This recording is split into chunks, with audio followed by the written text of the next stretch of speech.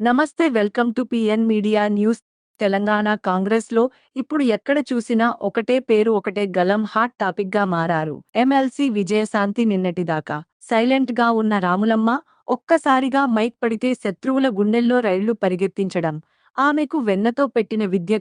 కానీ ఈసారి ఆమె టార్గెట్ చేసింది ప్రతిపక్షాలను కాదు, సాక్షాత్తు తను ఉన్న సొంత కాంగ్రెస్ ప్రభుత్వాన్ని. సీఎం రేవంత్ రెడ్డి మార్క్ పాలనపై విజయశాంతి కురిపించిన ప్రశ్నల వర్ణానికి గాంధీభవన్తో పాటు సచివాలయం కూడా తడిసి ముద్దయిపోయింది. పదవులు అనుభవిస్తున్న నాయకులారా, అసలు తెలంగాణ రాకపోతే మీరు మంత్రులు ముఖ్యమంత్రులు అయ్యేవారా అంటూ నేరుగా ముఖ్యమంత్రి రేవంత్ రెడ్డి ముఖం మీదే కొట్టినట్టు ప్రశ్నించారు.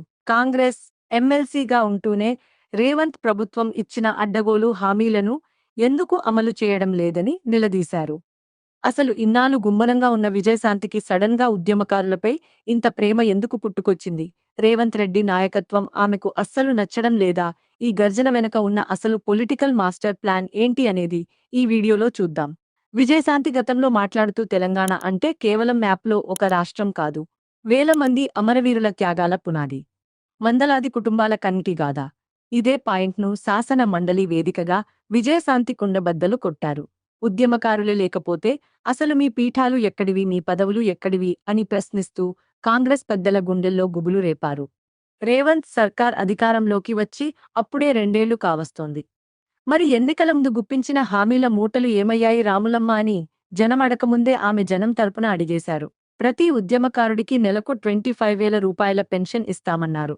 ఏది ఏ అకౌంట్లో పడింది? రాష్ట్రవ్యాప్తంగా ఉన్న ఉద్యమకారులందరికీ ప్రత్యేక గుర్తింపు కార్డులు ఇస్తామన్నారు. ఆ కార్డులు ఏ ప్రెస్లో ప్రింట్ అవుతున్నాయో ఎవరికీ తెలియదు. ప్రతి ఉద్యమకారుడికి ఇల్లిస్తామన్నారు. ఇప్పటివరకు పునాది రాయపడిన పాపాన పోలేదు. ఉద్యమ సమయంలో నమోదైన అక్రమ కేసులను ఎత్తివేస్తామన్నారు. కాని పాపం ఉద్యమకారులు ఇప్పటికీ కోర్టుల చుట్టూ కాళ్లరిగేలా తిరుగుతూనే ఉన్నారు. మనం ఇచ్చిన హామీలను మనం మర్చిపోవచ్చు, కాని జనం మర్చిపోరు. ప్రజల్లోకి వెళితే ఉద్యమకారులు మమ్మల్ని నిలదీస్తున్నారు అంటూ విజయశాంతి ఒక పెద్ద పొలిటికల్ బాంబే పేల్చారు. ప్రభుత్వాలు మారవచ్చు, కానీ ఉద్యమకారుల పట్ల బాధ్యత మారకూడదు అంటూ రేవంత్ రెడ్డిని గట్టిగా ఇరకాటంలోకి నెట్టేశారు. అయితే ఇక్కడే ఒక చిన్న ట్విస్ట్ ఉందండోయ్.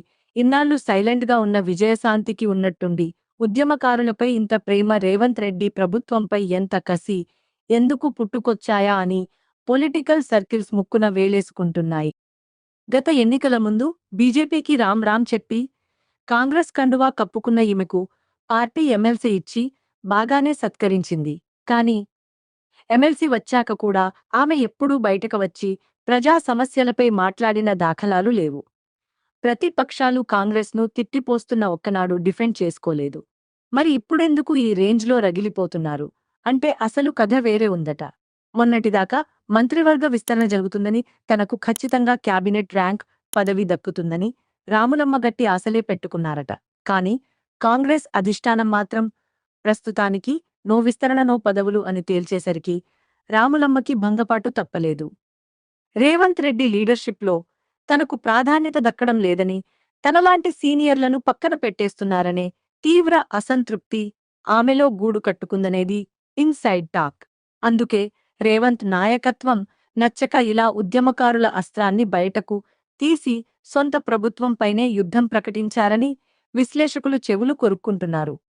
ఈ దెబ్బతో కాంగ్రెస్కు గుడ్ బై చెప్పి మరోసారి పార్టీ మారడానికి రాములమ్మ రూట్ మ్యాప్ సిద్ధం చేసుకుంటున్నారనే ప్రచారం జోరందుకుంది.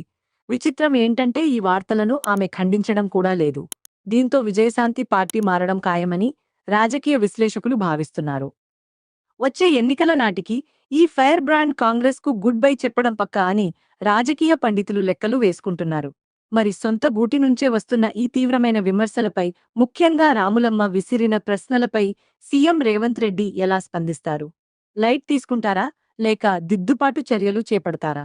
ఒకవేళ రేవంత్ సర్కార్ తగ్గకపోతే విజయశాంతి నిజంగానే కాంగ్రెస్కు టాటా బాయ్ బై చెప్పేసి మళ్లీ పాతగూటికి చేరుకుంటుందా? మీరేమనుకుంటున్నారు? రేవంత్ రెడ్డి పాలనపై విజయశాంతి చేసిన వ్యాఖ్యలు కరెక్టేనా? ఈ వీడియో కింద కామెంట్ సెక్షన్లో మీ అభిప్రాయాన్ని తప్పకుండా మాకు తెలియజేయండి. అలాగే ఈ వీడియో నచ్చితే లైక్ చేయండి, షేర్ చేయండి. ఇలాంటి లేటెస్ట్ పొలిటికల్ అప్డేట్స్ కోసం మన ఛానల్ని ఇప్పుడే సబ్స్క్రైబ్ చేసుకోండి. Thanks for watching.